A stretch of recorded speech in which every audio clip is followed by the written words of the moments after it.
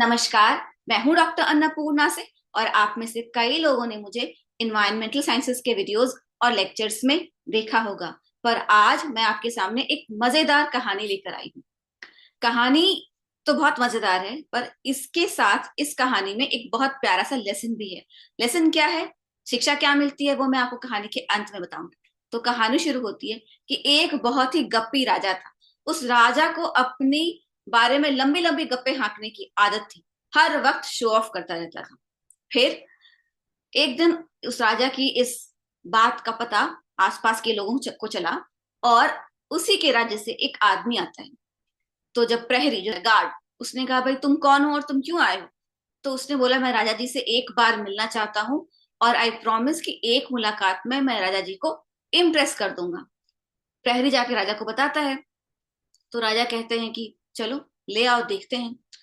अब राजा उस इंसान से मिलते हैं। तो राजा ने पूछा कि भाई तुम क्या करते हो, तुम मेरे लिए क्या कर सकते हो।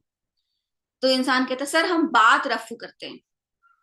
तो राजा ने कहा ये क्या होता है। महाराज एक दिन आप मुझे नौकरी पर रख के तो देखिए, फिर आप समझ जाएंगे कि मैं कितना उपयोगी इंसान हूं। राजा ने कहा ठीक है, सैलरी क्या लोगे। आदमी ने कहा महाराज 100 सोने की मुद्राएं मैं रोज लूंगा। अब राजा ने कहा कि 100 सोने की मुद्राएं रोज, तुम तो बहुत महंगे हो। तो आदमी ने कहा महाराज एक बार आप मुझे नौकरी पर रख के देखिए, फिर आप देखिएगा कि मैं क्या कर सकता हूं आपके लिए। तो महाराज थे, उनके पास पैसों की कोई कमी तो थी नहीं। उन्होंने 100 स्वर्ण मुद्राएं देकर उस आदमी को एक दिन के लिए नौकरी पर रख लिया। अब राजा की आदत गप्पे हाँकने की। राजा फिर गप्पे हाँकने लगे अपने मंत्रियों के सामने कि एक दिन हम जंगल में शिकार खेलने गए और हमें दिख गया बब्बर शेर। अब शेर आगे आगे, हम उसके पीछे पीछे, शेर आगे आगे, हम पीछे पीछे, शेर आगे आगे, हम पीछे पीछे। और हमने जो गोली दागी तो शेर के सिर में जाके गोली लगी, सामने लिलाट पर। तो मंत्रियों ने कहा हुजूर ये कैसे हो सकता है, जब आप शेर के पीछे थे तो गोली सामने कैसे लग गई। तो राजा ने उस आदमी की तरफ देखा जो बात रफू करने के लिए 100 स्वर्ण मुद्राएं ले चुका था। आदमी ने कहा हम वही न थे, हम वही थे, हम देख रहे थे सब कुछ। महाराज ने जब गोली दागी तो शेर पीछे मुड़ा, ये देखने के लिए कि ये गोली कहां से चली। और जब शेर पीछे मुड़ा तो शेर के सिर में जाके यहां सामने गोली लगी। अब मंत्रियों को चुप होना पड़ा। महाराज खुश हो गए, वाह क्या बात है, बहुत सही इंसान है, बहुत सही आदमी है, इसको नौकरी पर रख लेता हूँ। राजा ने उसको नौकरी पर रख लिया और 100 स्वर्ण मुद्राएं हर रोज देने का वादा किया। अब सोचिए, ये छोटी सी गप हाँकने के लिए 100 स्वर्ण मुद्राएं। खैर, अगले दिन राजा को लगा कि अब तो हमने इस आदमी को सैलरी पर रख लिया है, अब तो हम कुछ भी बकवास कर सकते हैं और ये हाँ में हाँ मिला देगा। तो अगले दिन राजा ने फिर शुरू किया। हम एक दिन जंगल में शिकार खेल रहे थे और शिकार खेलते खेलते हमें दिख गया बब्बर शेर। और अब शेर आगे आगे, हम पीछे पीछे, शेर आगे आगे, हम पीछे पीछे। फिर शेर पीछे हो गया और हम आगे हो गए। अब शेर पीछे और हम आगे, कभी शेर आगे कभी हम आगे, कभी शेर आगे कभी हम आगे। और फिर हमने जो गोली दागी तो शेर के लिलाट पे गोली जाके लगी। अब मंत्रियों ने कहा हुजूर आप शेर के पीछे पीछे थे, समझ में आता है।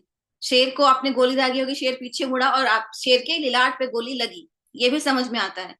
पर जब आप शेर के पीछे थे तो आप शेर से आगे कैसे हो गए। और अगर आप शेर से आगे थे तो शेर आपको खा जाएगा, आप उसको गोली कैसे मार सकते हैं। अब राजा ने उस बात रफू करने वाले इंसान की ओर देखा। तो उसने नजरें झुका के कहा महाराज हम फटे हुए को रफू करते हैं, ये चिथड़ा हो चुका है, आपने इतनी बड़ी गप मार दी है कि इसका कोई रफू नहीं हो सकता, मैं आपकी हाँ में हाँ नहीं मिला सकता। तो इस कहानी से हमें क्या शिक्षा मिलती है कि झूठ और मक्कारी, गप, शो ऑफ, इन सब का पर्दा कभी ना कभी फाश होता ही होता है।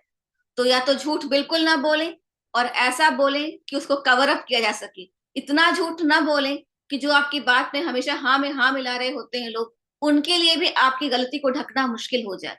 तो भगवान को याद करें और सोच समझ के जीवन यापन करें, झूठ और मक्कारी से दूर रहें। क्योंकि जो लोग आज आपके भले के लिए आपकी गलतियां ढक देते हैं, अगर आपकी गलतियां हमेशा ऐसे ही रहेंगी और आप अपने अंदर कभी सुधार नहीं करेंगे तो गलती ढकने वाले लोगों को भी अपने हाथ खड़े करने पड़ेंगे और फिर आपकी सच्चाई सबके सामने कभी ना कभी आ ही जाएगी। आज के लिए इतना ही। धन्यवाद। जय हिंद, जय भारत।